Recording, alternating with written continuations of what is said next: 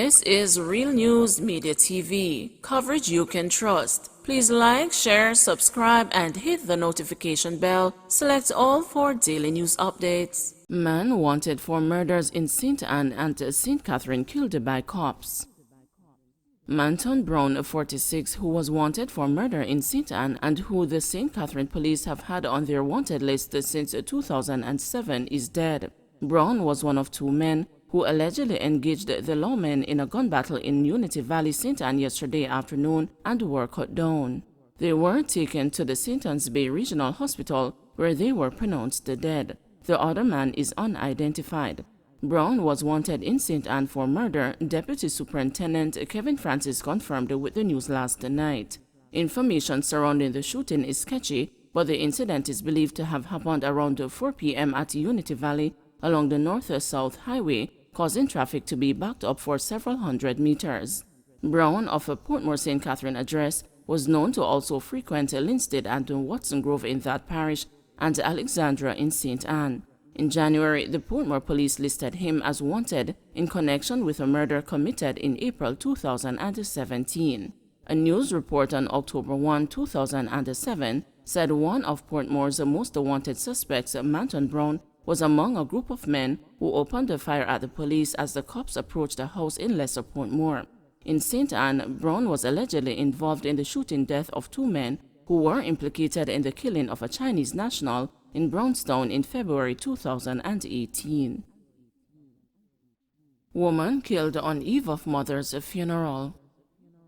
59-year-old Marcia Dillon traveled from the United States to Jamaica with the intention of burying her mother, but she was denied that opportunity when she was gunned down while attending the wake on Friday night. It was an air of sadness in Spalding Gardens Central Village in St. Catherine yesterday as the planned trek to St. Mary to bury Dillon's mother was abandoned. "I was getting ready to go on the bus to the funeral, but them canceled the trip out of fear," said a woman claiming to be the cousin of the deceased. She added, "This is a planned shooting. They come from Miss Marcia because them asked someone to call her out of the house. And as soon as she came outside the gate, them fire a whole heap of shot on her." Dillon was reportedly shot after two mask-wearing men traveling on foot opened fire at her. She was pronounced dead at the Spanish Town Hospital. Two elderly men, a 77-year-old and a 70-year-old, were also shot and are now hospitalized. Head of the St. Catherine South Police Division, Senior Superintendent Christopher Phillips, said the shooting stemmed from a long-standing gang feud in the community. "What we are seeing is part of a trend where gangsters turn on family members when they are unable to get to their intended target," said Phillips. 3 lottery scammers arrested at a corporate area apartment complex.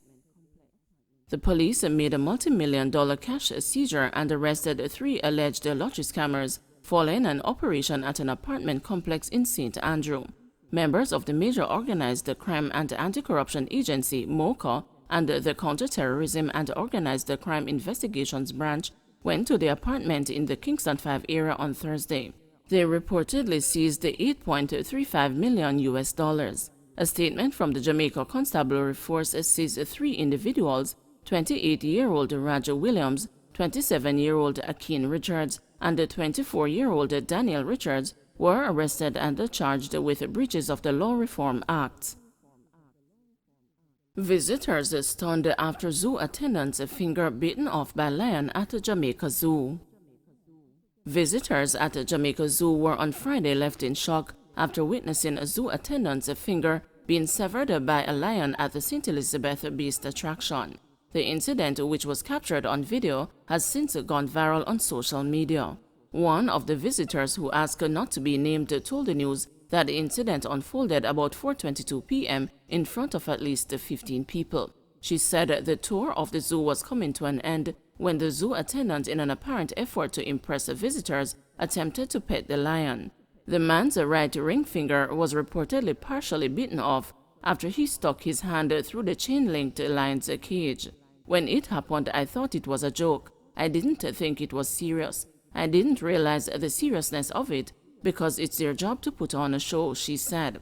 "Obviously, when he fell on the ground, everybody realized that it was serious. Everybody started to panic," she added. The man screamed the expletives as he wrestled to get his finger free from the lion's mouth. The visitor said the incident left some people, including herself, stunned. The entire skin and about the first joint of his finger was gone, she said. I ran away from the whole thing because me not like to see blood and it was too graphic for me, she added. The injured zoo attendant reportedly got up and walked to a vehicle before leaving the facility. His facial expression when he was walking is like the pain never kicked in, said the visitor. Located close to Lacovia, west of Santa Cruz, the attraction has a wide range of animals including llama, zebras, monkeys, crocodiles, and toucans. When contacted mid-afternoon on Saturday, a representative at the zoo said she was not aware of the incident. When contacted, a senior police source said they were not aware of the incident. Managing Director of the Jamaica Society for the Prevention of Cruelty to Animals, Pamela Lawson, said she would be looking into the incident. We will be going down there and I will be communicating with the National Environment and the Planning Agency, who has oversight over the Jamaica Zoo, she said. 5 murders in 4 days in western Jamaica.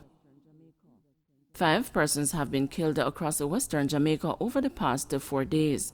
The most recent incident occurred between Friday night into Saturday morning as the 3 men were shot dead and the 2 left injured in separate incidents in the parishes of Hanover and Westmoreland.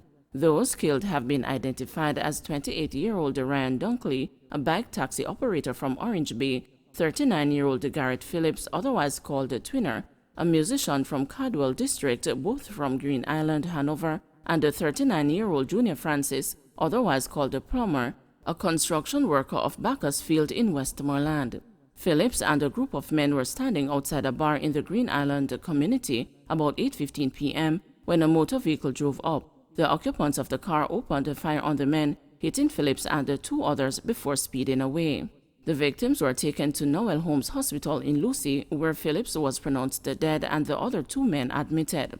In the other incident, about 3:30 a.m. on Saturday, Dunkley was at home with family members when men armed with handguns kicked the front door open and held them at gunpoint. They then opened fire, hitting Dunkley multiple times. He was pronounced dead at hospital. The bullet-riddled body of the 3rd murder victim, Francis, was discovered lying in a pool of blood along the roadway in Bacchusfield about 5 a.m. on Saturday. Earlier in the week, 40-year-old Dwayne Russell, otherwise called Samson, a farmer of Spring Gardens in Kensington, St. James, and a 31-year-old Kerrion Dixon, otherwise called Manframe, of Tucker, Irwin, were both shot and killed in the parish of St. James. Russell was killed on his farm about 8:30 a.m. on Wednesday, while Dixon was gunned down along the Retirement Main Road about 5:30 in the afternoon. Since the start of the year, 176 persons have been murdered across western Jamaica, with all 4 western parishes seeing an increase in murders compared to last year. The parish of St. James has accounted for 91 murders since the start of the year, Westmoreland 50, Trelawney 16, and Hanover 19. Millions of dollars worth of cable wires recovered in Portmore raid. The St. Catharines South Police is reporting a significant dent in the operations of the criminal networks that trade in copper wires, with the recovery Saturday morning of what is estimated to be hundreds of feet of cable wires used by the telecommunications company. It is understood that a small team of police acting on information carried out an operation at about 4:20 a.m. on Augustus Drive in Passage Fort Portmore, St. Catherine, where vandals were in the process of removing cable wires. According to information received, the vandals, estimated to be about 8 including lookouts, ran in different directions on the approach of the police, leaving behind the cable wires. The small group of police could not chase and all the criminals escaped. It is believed that the criminals had vehicles parked in different sections of Portmore that were to be used to do the pickup. The removed cable wires disrupted the telecommunications network of households and businesses in section of Portmore, which include Waterford, Caymanas, Passage Fort, and Gregory Park. Several banks operating in the space were also impacted. The team recovered all of what they had removed and placed a dent in the lucrative copper trade. This was a multi-million-dollar find which will enable the telecommunications company to recover some of the losses they have been incurring for a while, a police source said. WHO confirms 80 cases of monkeypox worldwide. The World Health Organization says about 80 cases of monkeypox have been confirmed in 11 countries and has warned that more infections are likely to be reported. The WHO says another 50 suspected cases are being investigated but did not name any countries. Earlier infections were confirmed in Italy, Sweden, Spain, Portugal, the US, Canada, and the UK, where the first European case was reported. Monkeypox is most common in remote parts of Central and West Africa. It is a rare viral infection which is usually mild and from which most people recover in a few weeks. The virus does not spread easily between people, and the risk to the wider public is said to be very low. There is no specific vaccine for monkeypox, but a smallpox jab offers 85% protection since the two viruses are similar. Don't forget to like, share, subscribe, and hit the notification bell. Select all for daily news updates.